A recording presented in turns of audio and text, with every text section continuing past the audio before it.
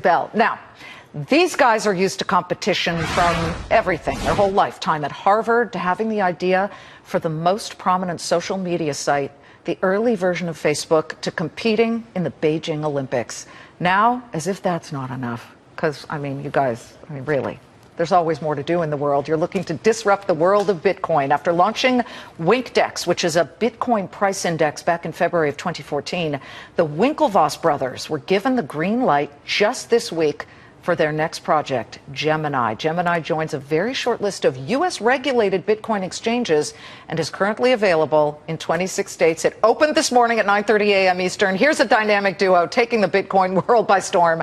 Tyler and, of course, Cameron Winklevoss, the Gemini co-founders. Great to have you both. Thanks for having us. It opened at 9:30 this morning. What happened, Tyler? Traffic, what happened? We had trading, no hiccups, so it went well. Yep. Can you quantify how many people jumped in on this? So I don't have a list of people right now, but basically deposits have been flowing in all day, both on the Bitcoin side and the fiat side. And Bitcoin is obviously quicker because it takes about an hour to confirm in the blockchain.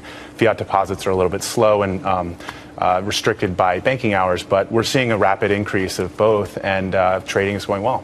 This is so incredible to me because we were talking about it in our morning show meeting, and we were all saying we need to really specifically get exactly what it is you do, Tyler. What is Gemini? Explain to people who've never touched, we can't touch a Bitcoin, but who have never even touched the concept of it. Right. Well, Gemini is basically a NASDAQ for Bitcoin buying and selling. So just like you sign on to E-Trade and buy a share of Apple, you can sign on to Gemini. We have a web interface at Gemini.com, and you can buy and sell a Bitcoin. So that's You've got basically that URL, Gemini.com? Yeah. Gemini.com, yes. Gemini.com. Just like exactly how you spell the astrological sign.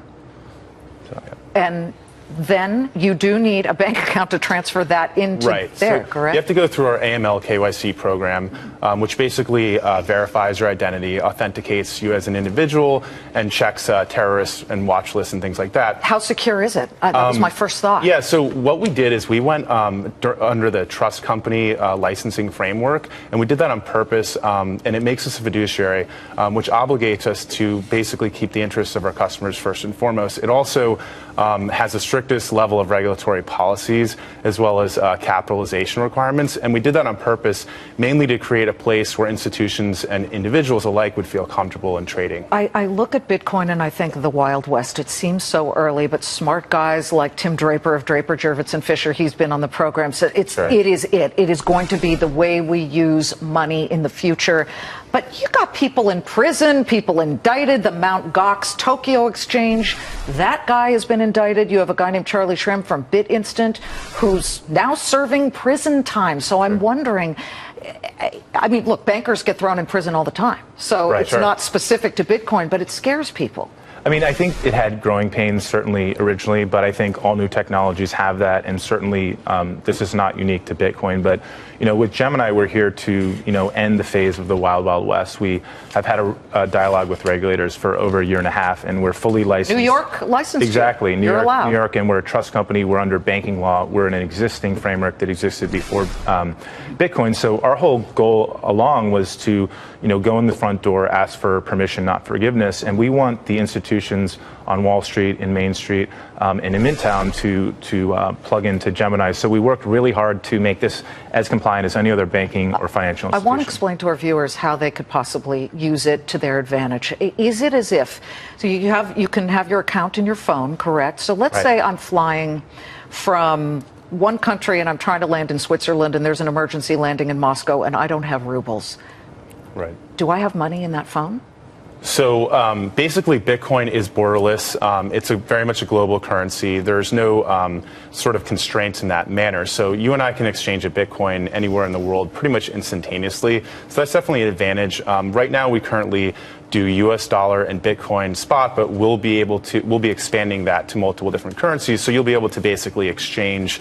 So if you're going to Europe for a vacation and you need euros, rather than getting ripped off in the exchange in the airport or from your hotel or something exactly. like that. Are you going to put these guys out of business? The ones in the airport where I need euros and I need pesos. Yeah, Hopefully, you just said hopefully. Or at least make it a fair playing field. Yeah, I mean, the idea is that Bitcoin, you can send Bitcoin to any part of the world just like as easily as an email, but and the it's price free. fluctuates, the value fluctuates. It's really been pretty stable, but it's also a really small market. The market cap of Bitcoin is about $4 billion, but we've been building exchanges like Gemini, and we're working on our ETFs so that more big players can come into the market, because financial institutions will not do business with an exchange offshore, and we're one of the first onshore licensed headquartered in New York exchanges that they actually can feel comfortable doing business. And one other point also is Bitcoin, if anybody who has gold in their portfolio as a disaster insurance or as an inflation hedge should really consider Bitcoin as a digital version of gold, and better in many ways. You're going to convince gold bugs? Yeah, absolutely. They're the ones who mistrust everything. I think right? if you're in Greece or Cyprus, it's a lot easier to move Bitcoin than bars of gold, and it's a perfect hedge for that kind of crisis. So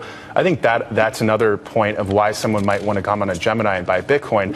And then the other, to your earlier question about security's been top of mind since day one. Our first couple of hires were actually security hires, and we have people from Bridgewater Associates, Two Sigma, Microsoft, Google Wallet programs. So that's not an afterthought, it's a forethought, and it's something we take very seriously and have built the company on top of. Make it a vault expansion. Yep. I mean, right now we showed a map of the United States in 26 states. Can you get outside the U.S.? So good news is we're up to 28 states now. We have, or rather 27. We just added Illinois this morning. It was greenlit by the regulators yesterday. So we are rapidly expanding to try and do all of the U.S. and the U.S. territories. But we're also looking at opening up in Europe and Asia as soon as possible. It just takes a little bit of research and some time to get through the regulation, as well as we're looking at Canada. Have you convinced your parents to invest in Bitcoin? Absolutely. You have? They're Bitcoin believers. Because if you can get mom and dad involved. Exactly. Dad got involved. He owns Bitcoin, and he's absolutely been bitten by the Bitcoin bug and loves it. So it's not just for young whippersnappers. It dominates dinner table conversation a lot. Yeah. Tyler Cameron, great to have you both, and thanks so much. Thank you. Thanks for having us. Interesting to watch. We like new things, and we like entrepreneurial spirit. That's you guys. Thanks. Great. Thank you. The Winklevoss twins.